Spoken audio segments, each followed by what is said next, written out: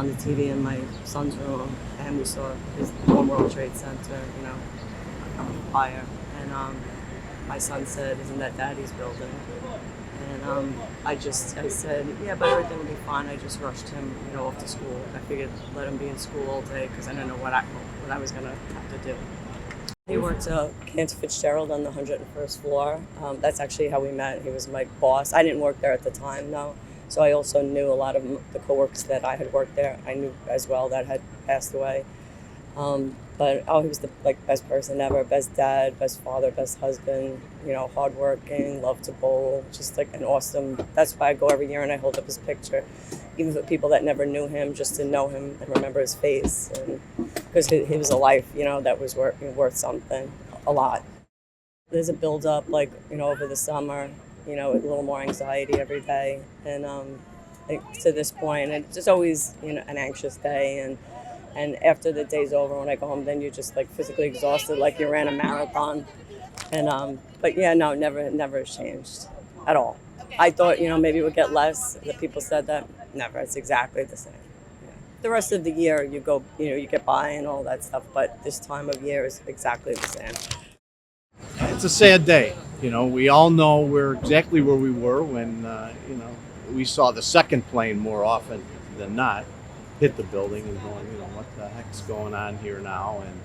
And when I got here September 22nd, I couldn't believe what I was seeing. I mean, the news would show you some pictures, but when I got a ride down there that night, it was like, hey, we're not in Kansas anymore, Toto. It was really a sad story. Now it feels like yesterday. I mean, I had dark hair back then. I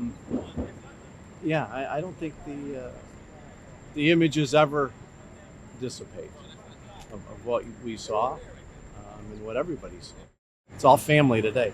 It's the end of the day. It's all family. Standing up there every year in the front, watching all the other people that are in the same boat. They all lost a loved one, and this is part of the healing process.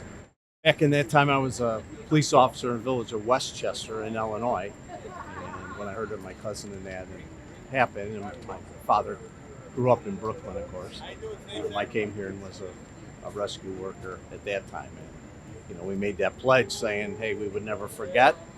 And I've been here every year except the COVID year. It's kind of helps give maybe a little bit closure for me, and it's honor to my brother and to the other people who died on that day to be able to read their names out loud and to remember them today. Right now it seems like a long time ago.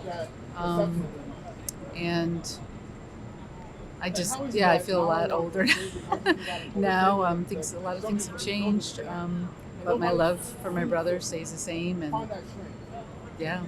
so I'll always remember him in the day.